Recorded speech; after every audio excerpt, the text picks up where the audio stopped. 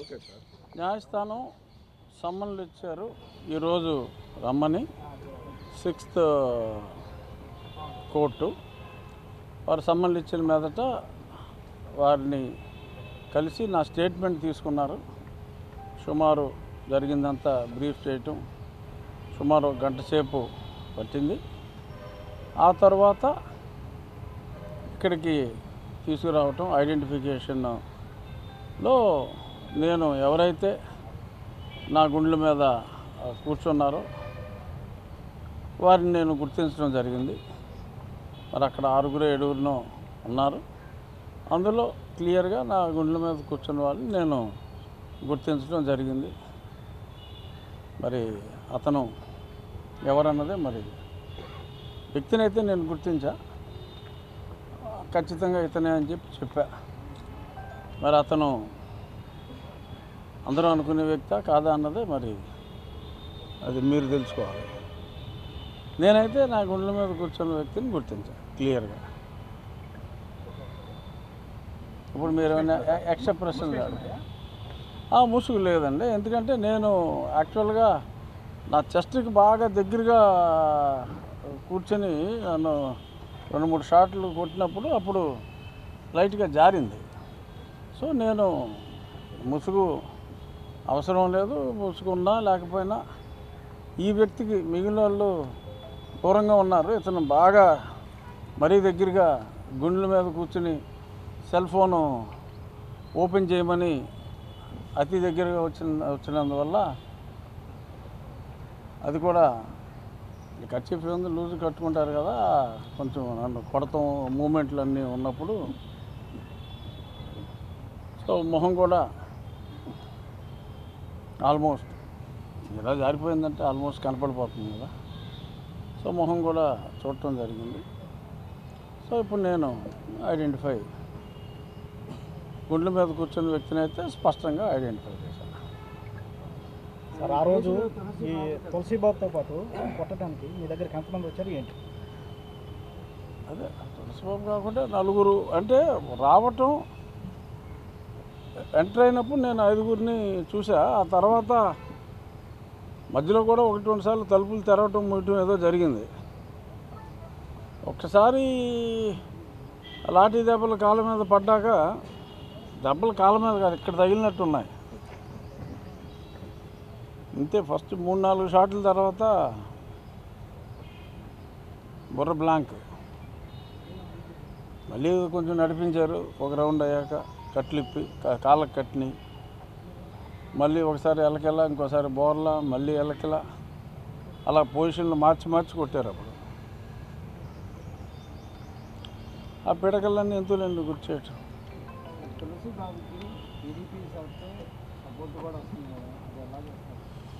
ఏం మరి వాళ్ళు టీవీలో చూసాము అదంతా. తులసి దళం అని గుడివాడ నాయకుడు తెలుగుదేశం పార్టీని ఇతనే బతికించాడు, దిక్కు దివాణం లేని తెలుగుదేశాన్ని బతికించాడు అని ఏదో రకరకాల స్లోగన్లన్నీ చూసాం. మరి నిజంగా మరి మేము ఇంకా చంద్రబాబు నాయుడు గారు, పవన్ కళ్యాణ్ గారు కృషి అని అనుకున్నా. మరి ఇతను కృషి అని వాళ్ళు చెప్పుకుంటున్నారు. మరి అది ఎంతవరకు నిజం అన్నది నాకు తెలియదు. ఏమని టీడీపీ ఎమ్మెల్యే సపోర్ట్ చేస్తున్నాడని చెప్పి అన్ని పేపర్లో ముందే వచ్చేసిందిగా. అఫీషియల్గా చేయలేదు. జగమెరిగిన సత్యాన్ని మళ్ళీ ఇంక చెప్పాల్సిన పనే ఉంది.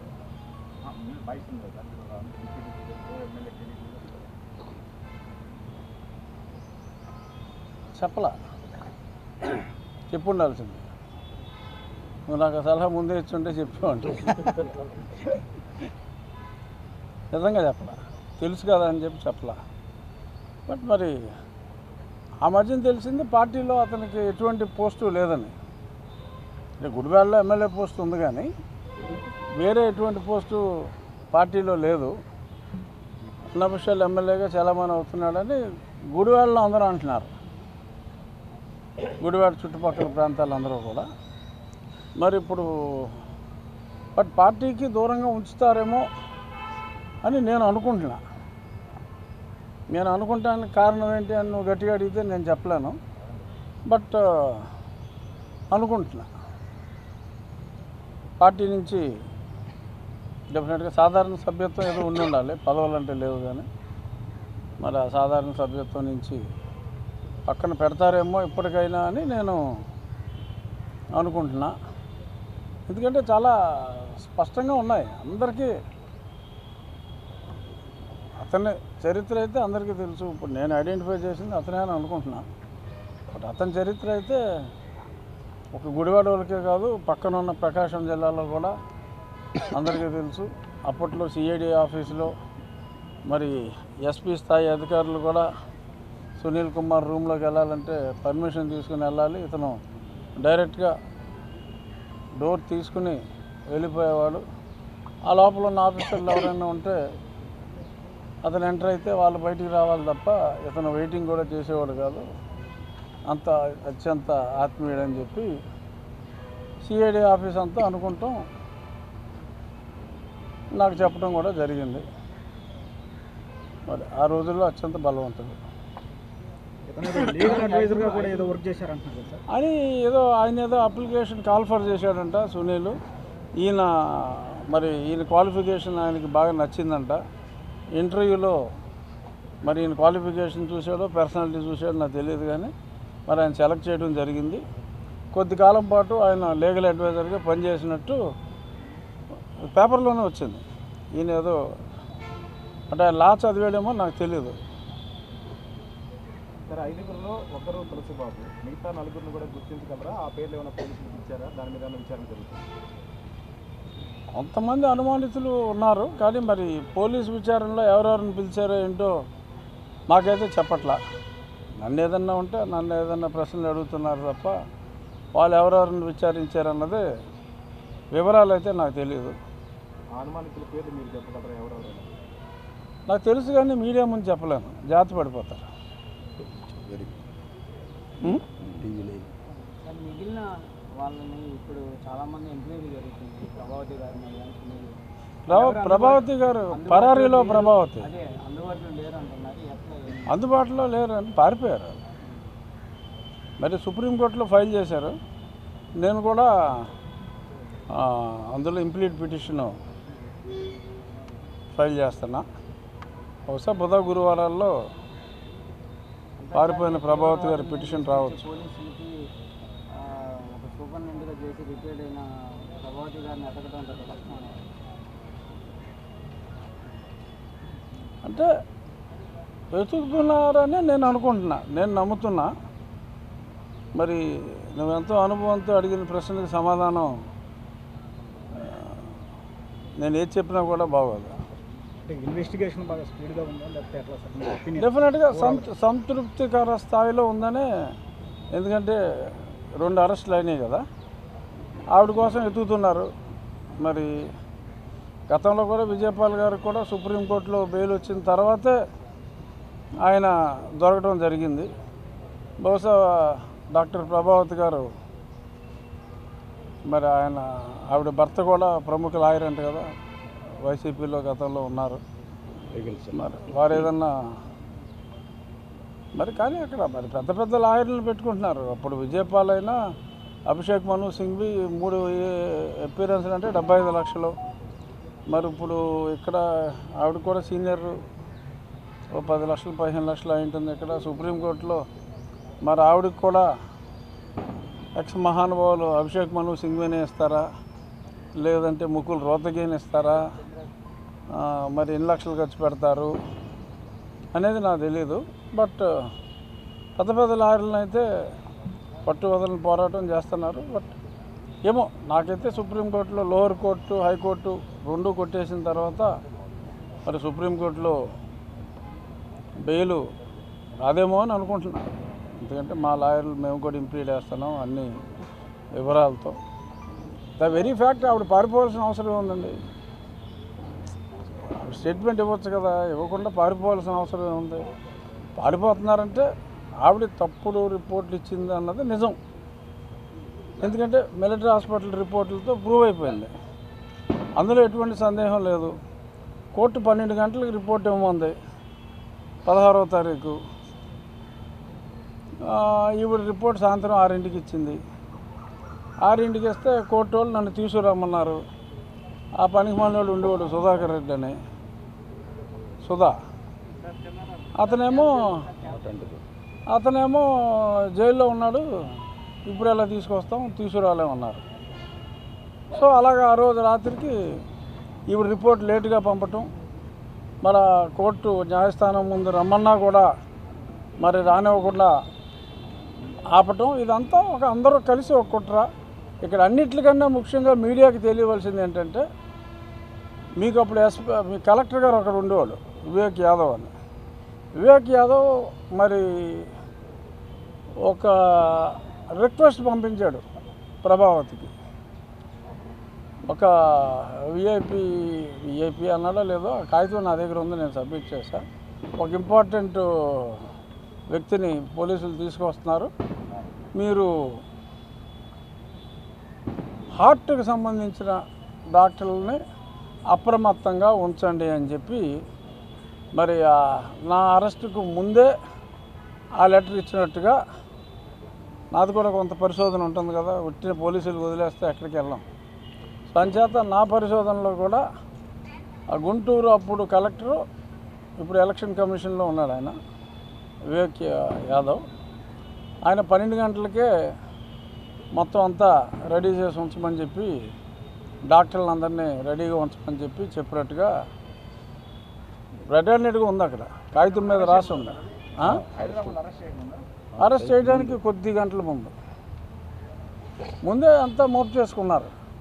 ఎందుకు అంటే, నాకు హార్ట్ ప్రాబ్లం ఉందని తెలిస్తే నన్ను అక్కడే డాక్టర్ చూపెట్టాలి, ఇక్కడికి తీసుకొచ్చినా కూడా హాస్పిటల్కి తీసుకెళ్ళాలి కదా. యాజ్ పర్ ది కోడ్ ఎవరిని అరెస్ట్ చేసినా హాస్పిటల్కి తీసుకెళ్తారు, కానీ డాక్టర్ని జైలుకి తీసుకొస్తారా?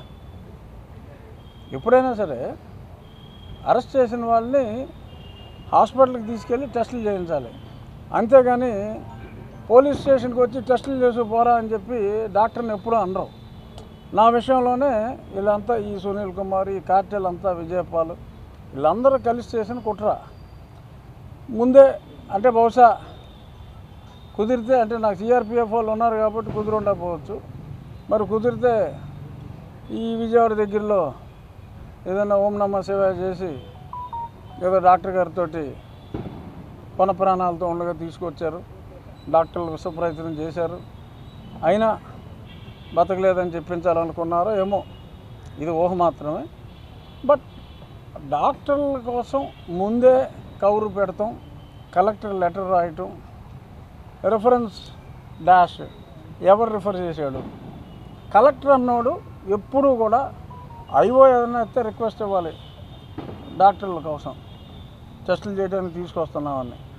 కలెక్టరు నాకు తెలిసి మరి ఆంధ్రప్రదేశ్లో ఎప్పుడు ఓ పలానా పేషెంట్ వస్తున్నాడు, డాక్టర్ని రెడీగా ఉంచవచ్చు అని చెప్పి కలెక్టర్ లెటర్ రాయటం అన్నది ఎప్పుడూ జరగలేదు. ఇప్పుడే ఎందుకు జరిగింది? ఇవన్నీ కూడా మరి విచారణలో తేలాలి.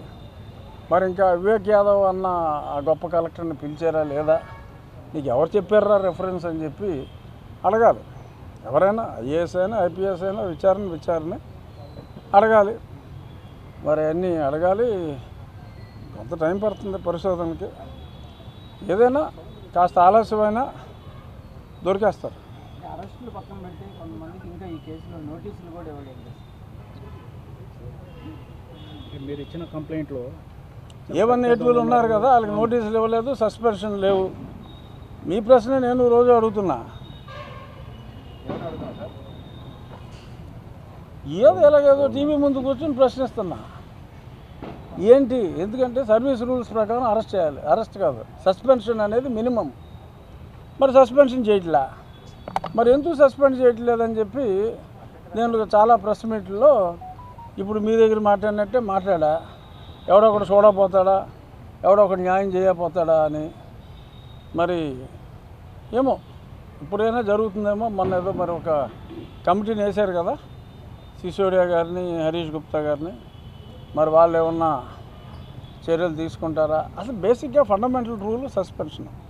ఒకసారి ఎఫ్ఐఆర్ రిజిస్టర్ అయిన తర్వాత, ప్రిలిమినరీ ఎంక్వైరీ తర్వాత ఎఫ్ఐఆర్ రిజిస్టర్ చేస్తారు. ఎఫ్ఐఆర్లో ఎక్యూజ్డ్ అని వచ్చిన తర్వాత తగినంత ఇన్ఫర్మేషను, ఇప్పుడు సిఐడి అనేది ఒక పోలీస్ స్టేషన్ అని చెప్పి ఇదివరకు ఒక కేసులో వీళ్ళే ఫైల్ చేశారు. సిఐడి రాష్ట్రం అంతా ఒకటే పోలీస్ స్టేషను, సిఐడికి రకరకాల పోలీస్ స్టేషన్లు ఉండవు, స్టేట్ని ఒక పోలీస్ స్టేషన్గా పరిగణించాలన్నారు.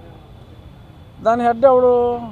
సునీల్ కుమార్. అప్పుడు నా రెస్పాన్సిబిలిటీ ఎవరు తీసుకోవాలి? అతనే తీసుకోవాలి. ఐఓ అయితే విజయపాలు, లేదంటే ఒకటే పోలీస్ స్టేషను దాని అధినేత ఇతను అనుకుంటే అతను. ఇతనేమో మాట్లాడతలేదని పేపర్లో చూసా, అంత గతం అంతా మర్చిపోయాడంట, వయసు అయిపోయిందంట సడన్గా. మరి ఇతనేమో అసలు పిల్లలు కూడా పిలవలా. మరి ఎందుకు భయపడుతున్నారు? ఇతను వెనకాల ఏదన్నా పెద్ద ఆర్మీ ఉందని చెప్పుకుంటూ ఉంటాడు అతను. మరి ఆర్మీని చూసి మరి ఆర్మీకి కూడా ఏమన్నా తుపాకులు గట్రా ఉన్నాయి, చతకులు ఉన్నాయని భయపడుతున్నారో ఏంటో నాకు తెలియదు.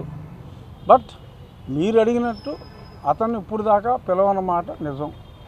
ఇంకెన్నాళ్ళు పిలవకుండా ఉంటారు అని మీరు అడిగిన ప్రశ్నే నేను మీడియా ద్వారా అడుగుతున్నా.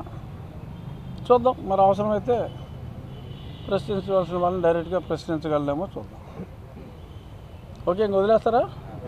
అట్లాగండి, రాజద్రోహం కేసు గురించి అసలు మీకు నమ్మకం ఏంటి? అసలు ఏం చేయదలుచుకున్నారు? ఇంకా న్యాయం జరుగుతుందా జరగదా? అది ఒకసారి మరి వివరిస్తే. న్యాయం జరుగుతుందన్న నమ్మకం అయితే నాకు ఉంది.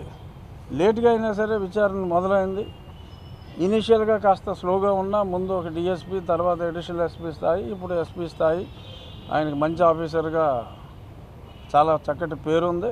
ఈ వరుసగా ఈ 2 అరెస్టులు. సరే, మరి ప్రభావితం అంటే తప్పించిపోయింది, ఎక్కడ ఏ కలుగులో దాక్కుందో మనకు తెలియదు. మరి వెతుకుతున్నారని అనుకుంటున్నా. లేకపోయినా ఇవాళ కాబట్టి రేపైనా ఆవిడే దొరుకుతుంది. కానీ ఆ 1, 2ని ఎంతవరకు ఇప్పుడు దాకా ప్రశ్నించలేదనే మీ ప్రశ్నకు మటుకు నా దగ్గర సమాధానం లేదు.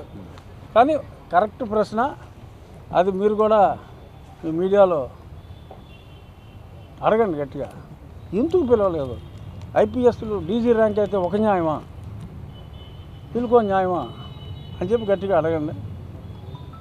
ఎందుకంటే మరి కనిపించని 4వ సింహమే అంటారు కదా, ఆ 4వ సింహంలాగా మీరు ముందుకు వచ్చేస్తే మా కేసు తేలిపోతుంది. Thank you.